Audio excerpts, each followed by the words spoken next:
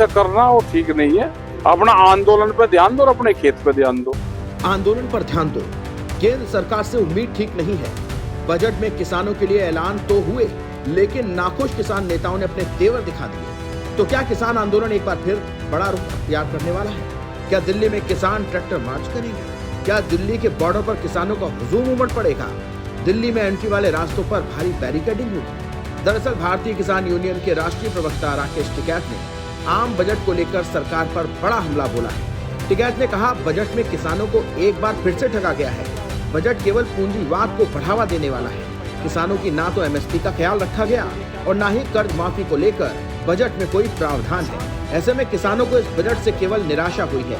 उन्होंने कहा, केंद्र को किसानों की कोई चिंता नहीं है। लंबे समय से उनसे केंद्र सरकार की कोई वार्ता भी नहीं हुई है। बजट बिल्कुल फेल है, बजट वाले भी फेल है और ना चाहते आम जनता को इन पे विश्वास करना चाहिए।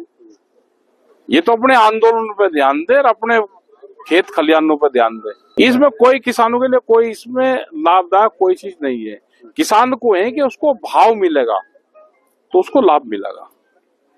कुल मिला के जो बजट पेश किया गया है वो किस तरह का बजट है? कर्जा इसमें थोड़ा बढ़ाने की जरूर बात करी गई कि कर्जा हम देंगे, लेकिन कर्जा लौटाएंगे कैसे? जो कर्जा नहीं लौटाया जाएगा तो बैंक वाले रिकवरी करने अब तो घर तक आने लगे, उसकी जमीन जाएगी किसान की, उसको भाव नहीं मिलेगा तो जमीन नहीं जाएगी। जो ग्रामीण महिलाएं हैं हमारी, उसके लिए क्या दिया इस बजट में? किसान को ये दिया कि उसका 3 लाख का कर्जा था उसका 5 लाख हो जाएगा, लेकिन रेट ऑफ इंटरेस्ट में कोई कटौती नहीं करी गई। रेट ऑफ इंटरेस्ट वही है। जब तक उसका लाभ नहीं मिलेगा तो कोई लाभ है नहीं। बता दें कि सरकार ने बजट में इनकम टैक्स में मिडिल क्लास को बड़ी राहत दी है। लोगों को 12 लाख तक की इनकम पर कोई टैक्स नहीं देना होगा। नए रेजिम के तहत इसकी छूट भी दी जाएगी।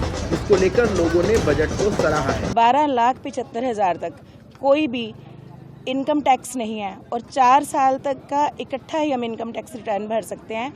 बजट मध्यम वर्गीय परिवार के लिए, किसानों के लिए, युवाओं के लिए, उद्योगपतियों के लिए लाभदायक बजट है। हाँ। और जो मेडिसिन पर टैक्स कम हुआ है वो भी काफ़ी बढ़िया है और कैंसर सेंटर्स वगैरह भी काफ़ी अच्छे खुल गए हैं। ओवरऑल बहुत बढ़िया बजट रहा।